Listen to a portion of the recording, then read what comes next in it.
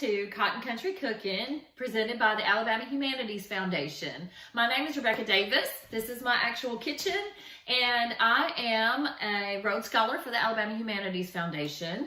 I am the archivist at the Limestone County Archives, and I am also the proud owner of this Cotton Country Cooking 25th Anniversary Edition. This cookbook, if you're not familiar with it, was first published in 1972 by the Decatur Junior League of Morgan County, and it has gone through several printings. This 25th anniversary was printed in 1999. My mama got one of these as a wedding present. She has the first edition. You can see this picture of me and my mama that was taken on Mother's Day this year, and I got a copy of this for my wedding. It has actually outlasted my marriage, but not because I was a bad cook, just so you know. So today I wanted to share a little bit from this book, a story from one of this, some historic photos, and of course a recipe that you can give a try at home and cook like one of these old Southern cooks. Before we get started, let's talk a little bit about these old-time Southern cooks and this award-winning cookbook that they published in 1972. Now, the Decatur Junior Service League, as it was first known, was established in 1949, and in 1972, they printed this book, as a fundraiser, but they had no idea how popular it would become. Over the course of time, it has earned the Tabasco Community Cookbook Award. It has earned its spot in the McElhaney Hall of Fame for selling over 100,000 copies, and it has become much loved. Now, the league is now named the Junior League of Morgan County, and they still sell the cookbook to this day. If you're interested, you can go to jlmorgancounty.com. You can purchase this book, and your purchase will help fund their community service projects. Now, there's a couple things that I think you ought to know about this book. One, the cover and the section pages inside. They were designed by Decatur native artist Mitch Howell.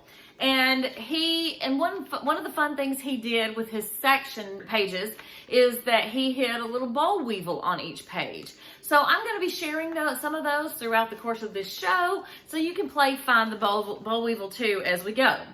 Second, the very back section of this book is called Southern Hospitality. It includes meal plans and recipes from some of the established and renowned places in Decatur, like Lyons Hotel, where Louis Bell Woods, better known as Romy, and Russell Priest both earned fame for their culinary talents. Now, it also includes recipes from parties in outlying communities like Cortland and the sister cities of Belle Mina and Mooresville that serve the eggs Creole that we'll be making today. Now, Mooresville and Belle Mina are actually in Limestone County, across the river from Decatur. But I'm the Limestone County Archivist, so we're going to be looking at those today. Now, Mooresville was founded by brothers Robert and William Moore in 1808. It was incorporated on November 16, 1818. It was actually the first town to be incorporated by the Alabama Territorial Legislature. And you can see it on this 1818 map of Alabama from the Alabama State Archives. Now, by that time, the town's tavern, which is still standing today, was already an important stagecoach stop between Decatur and Huntsville. And its post office, which was built around 1840, is the oldest continually operating post office in Alabama, and the entire town is on the National Register of Historic Places. Fannie and Frank Richardson used to make eggs Creole if they were having a large crowd for brunch at their home in Mooresville, and if the weather was nice, everyone would gather on their screened-in porch, because you got to have a screen in Alabama because, hello, mosquitoes. Now, eggs Creole was also served at the big plantation parties at the big house on the other side of the train tracks, Belle Mina, where guests would either gather in the formal dining room, or if the weather was nice, they would go out in the backyard to eat, and then they would dance the night away while a band played in the carriage house back there. Now, there's a funny story about how Belle Mina got its name. Thomas Bibb, which was Alabama's second governor, he built his country home in Limestone County, and he named it Belle Manor, which was French for beautiful mansion, because he wanted to be fancy. But now folks around here kind of southernized it. They would talk about, let's go up to the Belle Mina and see Mama and them. And it sort of became phonetically called Belle Mina, and that is still what it is called to this day. Now, a town grew up around the mansion, and when the railroad came to the county, the folks in Mooresville said, we do not want that ruckus here. So the depot was built in Belle Mina. That's where the Bibb family caught the train, and that's where the community grew up. Now, the two towns have basically maintained some independence from each other over the generations, except they did share Mooresville Belle Mina School, which was built in 1918. I'm sorry, it was built in 1918, and it closed in 1992.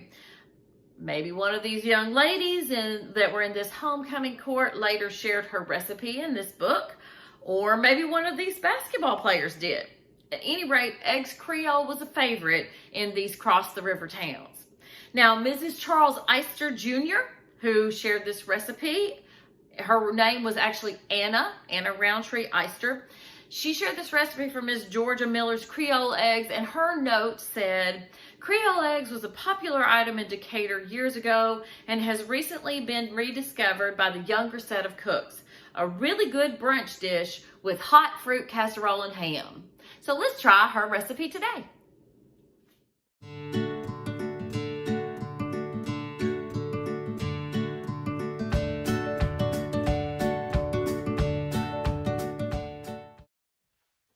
Now the recipe we're going to be making today is on page 93 of the book, Mrs. Georgia Miller's Creole eggs. And don't worry, I will include this whole recipe in the show notes so that you can give it a try at home if you like. It calls for half a cup of butter, always use real butter, 3 tablespoons of flour. Here's my flour canister, I always use all-purpose. 2 cups of milk. I've got 2% or whole is best. Worcestershire sauce to taste. I hope I said that right. If I didn't, I just said it southern. Salt and pepper to taste. Let's see, where'd my salt go? Here it is. Sea salt is what I use, and ground black pepper. And 10 hard-boiled eggs chopped, which I've already got them boiling over there on the stove. Now, the second part of the recipe will call for 3 bell peppers, 3 onions, always use Vidalia, half a cup of butter, more butter, more better, 2 more tablespoons of flour, 1 29-ounce can of tomatoes, a bay leaf, salt and pepper to taste, and cayenne pepper to taste, and buttered crackers. Okay, let's get started.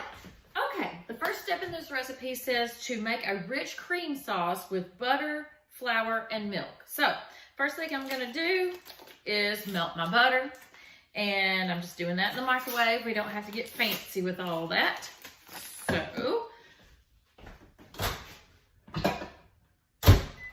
while that is melting, we will measure out our milk, 2 cups.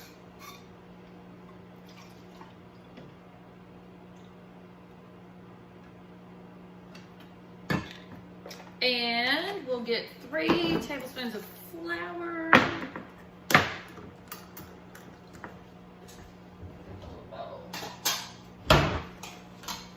I don't have a sous chef, so y'all are seeing me do all my work. Maybe I'll delete some of this out in the post-editing, and maybe I won't. Maybe y'all just see how a real cook cooks. All right, 3 tablespoons of flour. Rich cream sauce, butter, flour, and milk. All right, got my handy dandy whisk.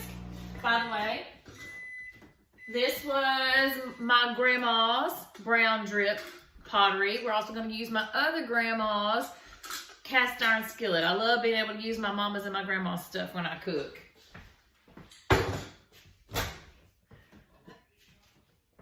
My grandma also always used to wear an apron when she cooked to keep her pretty dress that she usually handmade herself from getting messed up. So that's what I do as well. All right, we got our butter melted. We're gonna go ahead and mix in our flour first. It's one thing about these recipes, they really don't give you a whole lot of step-by-step.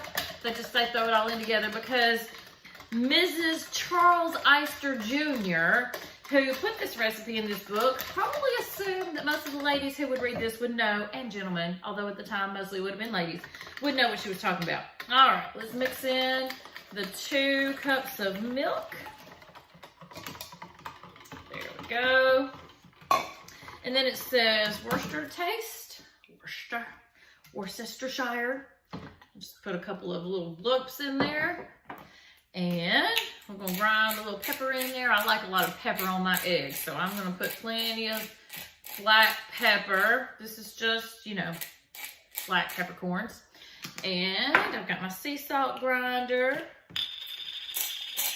I like sea salt because you don't seem to need quite as much to make it salty, although I just did put quite a bit in there. Okay, I'm going to mix all that up.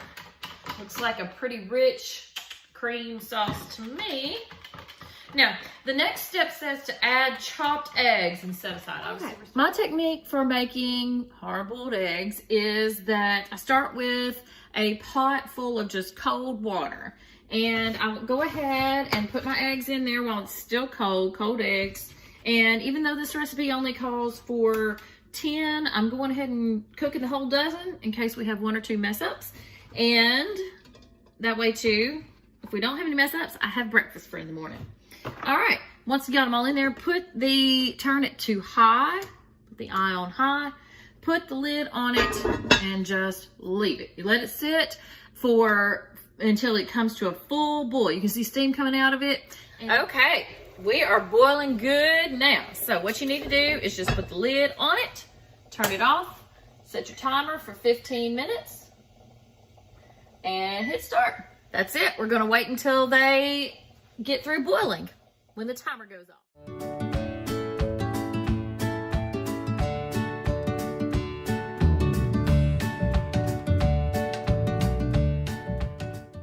Okay, the timer has gone off on the eggs, so we're ready for the next step in this process. You can see they're good and steamy, super duper hot. It should be done. We will find out when we crack them. But before we do that, what we need to do is take them out of this boiling hot water and immediately put them into an ice water bath. This will cool them down very, very quickly.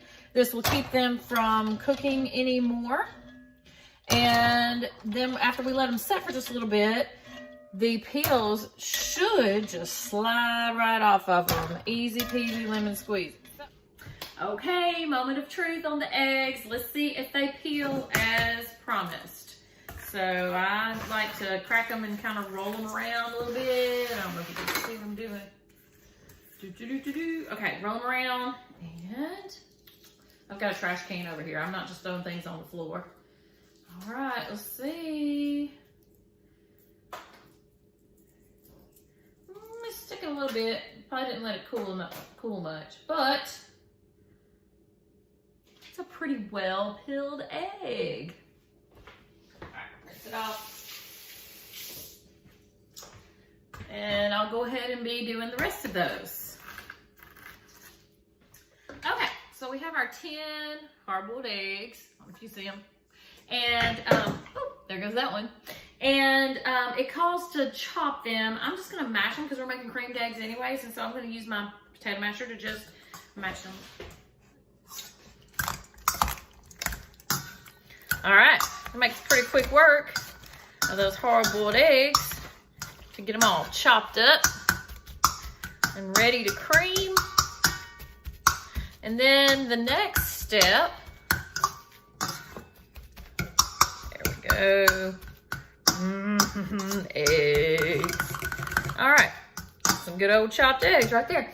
And then the next step is to pour in that cream sauce that we made earlier with the butter and flour and milk, Worcester, salt, pepper. Okay, and so I'm just gonna mix these up, all this up, just like you mix up mashed potatoes.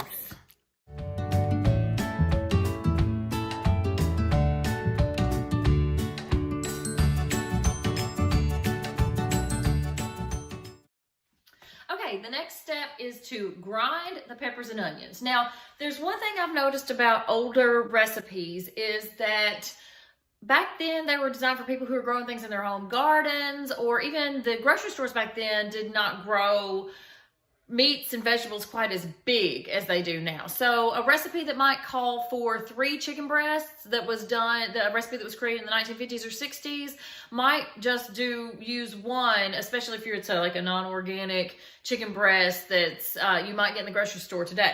So this called for 3 bell peppers, but the bell peppers I got are large and this one's a little funky. So I think to keep from overwhelming our recipe with peppers, we're going to just use these 2. And then it also called for 3 Vidalia onions. These are kind of normal. Well, it called for 3 onions, but I like Vidalias. So these are kind of normal size onions. So I'm gonna cut these up and put them in the food processor. Okay, I've already processed my peppers. They turned out kind of frothy, but that'll be okay. It'll all kind of cook away whenever we cook it up in the butter anyway. Next, I'm gonna process my onions.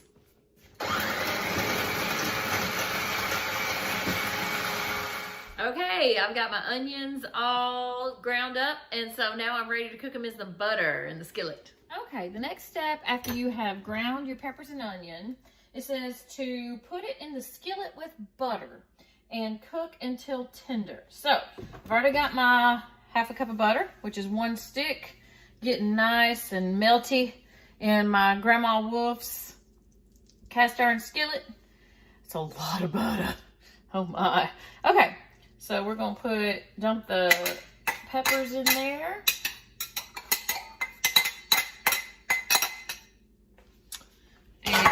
And dump these onions in here that have been sitting in here too long.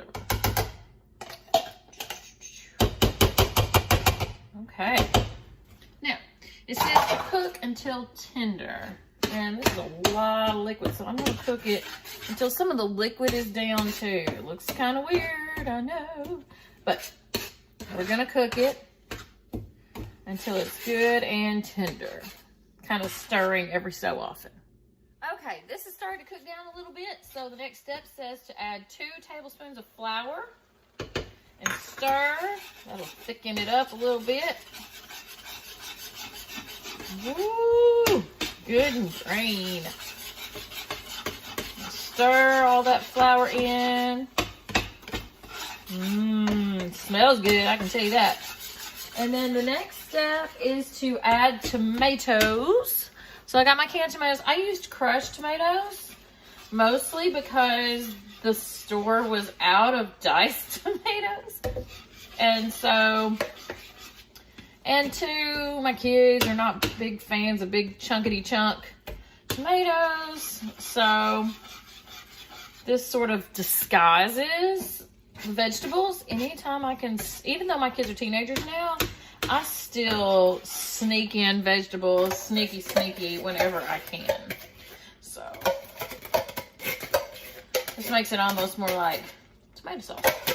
All right, and then we've added the tomatoes. Bay leaf, calls for 1 bay leaf. McCormick bay leaves. All right. Let's see. This is a brand new bottle. I haven't even opened it. There we go. Let's throw that little bay leaf in there. It smells good. Okay. And seasonings to taste. Stir in that little bay leaf. There you go. I heard that beep.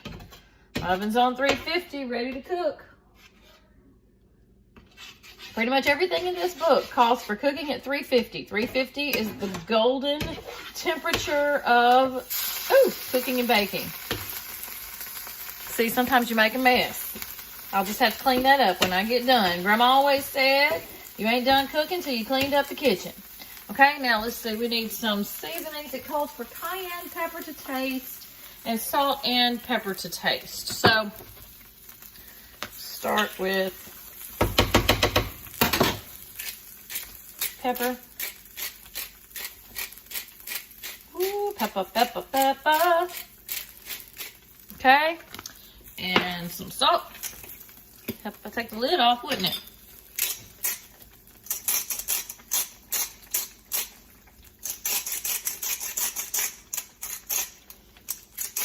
Yes. Now, let's get a call for it.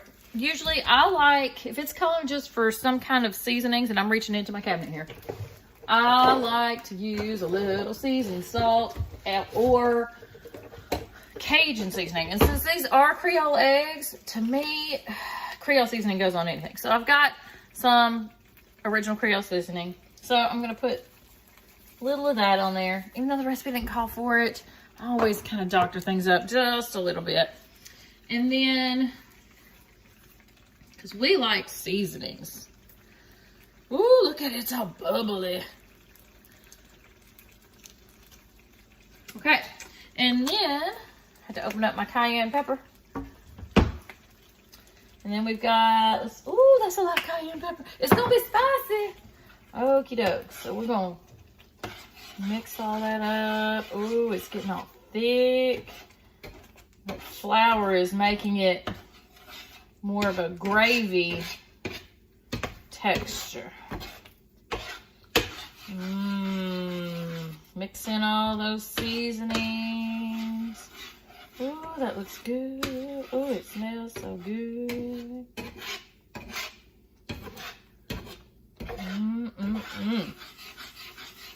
Stir it up.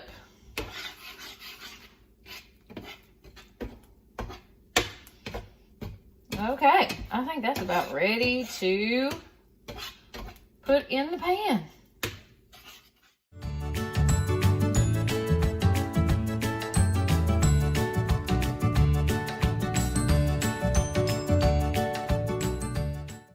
Okay, as I got ready to assemble this, I thought, it says to put layers of the dressing and the creamed eggs in the casserole dish, but I thought there's no way this can layer.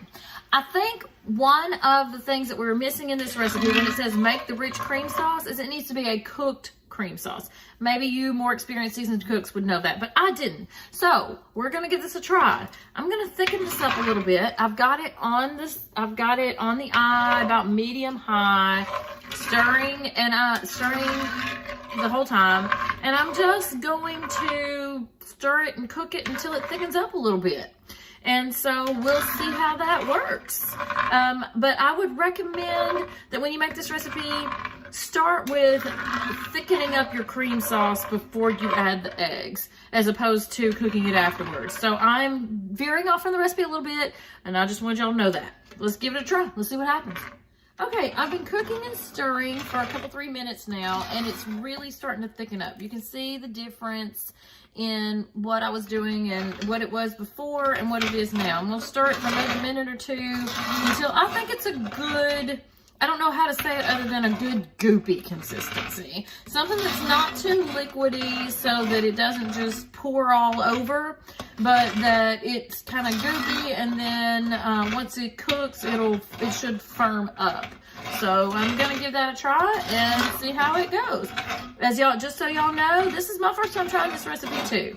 Part of the whole deal with this endeavor was to experiment with some of these old time recipes, because as much as I have my grandma's tips for making certain things, and my mom's and these recipes, there's a lot of things I've never made and you can't always find on All Recipes or some of the other, or Pinterest or some of the other sites out there. And so we're all learning together. Woo, look at it, it's getting all bubbly now. I think we're getting good. All right, let's give it a try.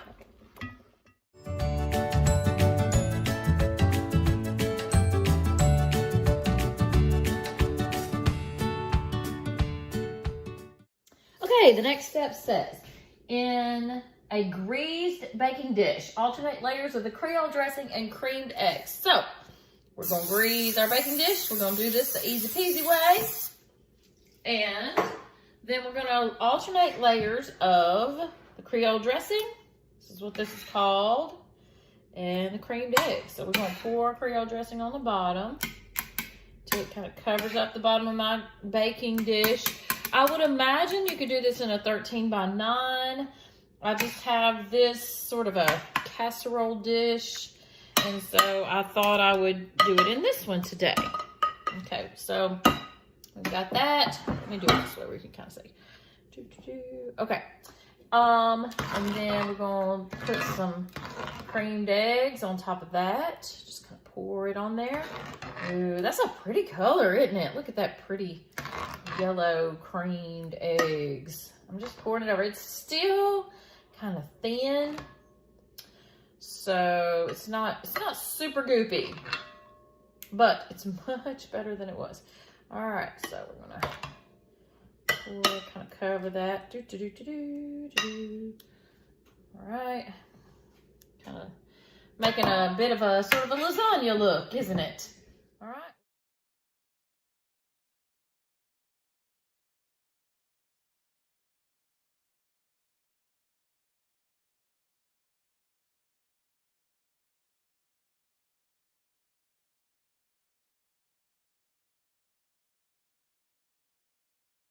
Okay, we're down to the last 2 layers. I'm gonna just sort of pour it out.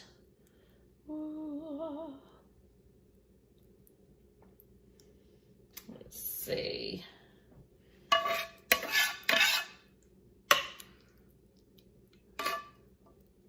You know, a lot of Southern cooking, if you look at them old recipes, does not have really defined ingredient amounts or directions. It's more a matter of putting in a little of this and a little of that until the spirits of your ancestors say, hush, hush, child, that's enough, that's enough. So, I'm trying to listen to the spirits of my ancestors while I pour my eggs. Okie doke.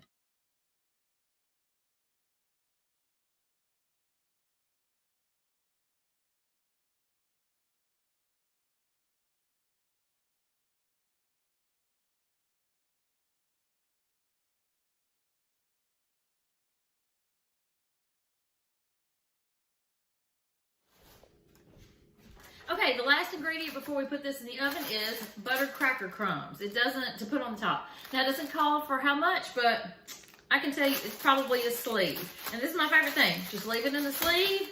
Grab you a trusty rolling pin. This is one that my sister gave me. Isn't it cute?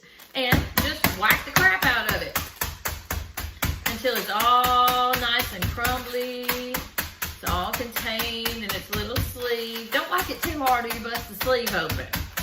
And then you got butter cracker crumbs. See, I already busted the end. And then all you have to do is just open up the end a little bit and shake it, shake it, shake it. Ta-da! Until your whole casserole is covered on top with cracker crumbs, because it is not a Southern casserole dish without some kind of cracker crumbs or corn flakes all smashed up and sprinkled on top. Breadcrumbs. It's got to have something crunchy on top if we're going to call it done. So, this is what the final product before cooking looks like. I'm going to stick it in the oven for 20 minutes at 350 degrees, and we'll check on it in 20 minutes, see if it's brown, bubbly, not too goopy, and see if it's done.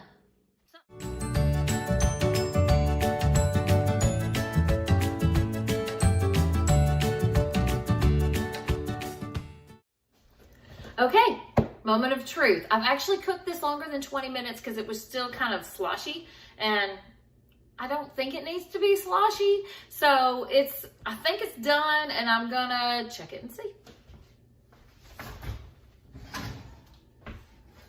Woo! Okay, it's still kind of sloshy, but it looks like it's done. Okay, I'm gonna dish it out and let's see. Okay, moment of truth. Let's see how this turns out. Okay, this definitely looks a little more soupy than what I anticipated. I'll show a little closer, but it looks like it's almost gonna be kind of a gravy-ish type thing. So this is what I have. Here we go. It's hot. Okay, it's definitely not set. It's more soupy. I guess that's to be expected with hard-boiled eggs. And so this is what we have. These are the Creole eggs. I'm serving it with a hash brown patty, and a sausage patty from the local hometown grocery store.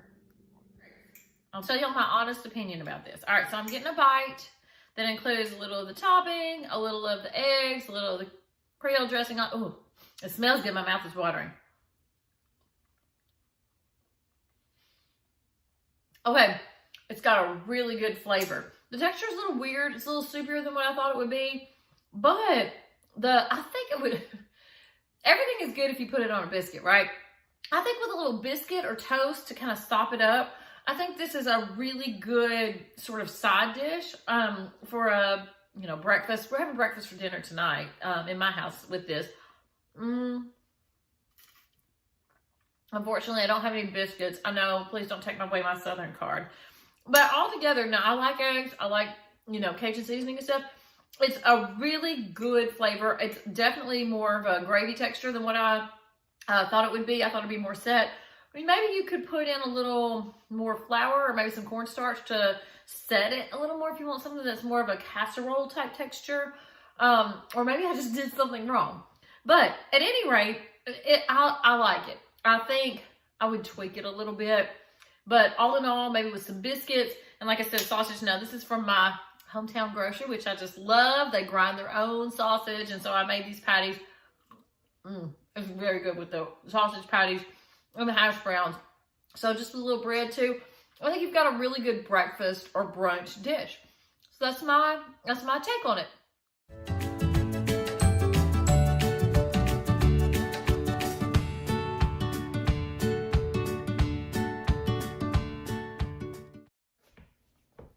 Thank you so much for joining me for Cooking in Cotton Country, Eggs Creole at Belle Mina. If you decide to give the recipe a try, let me know. I want to see how it turns out. And don't forget, more butter, more better.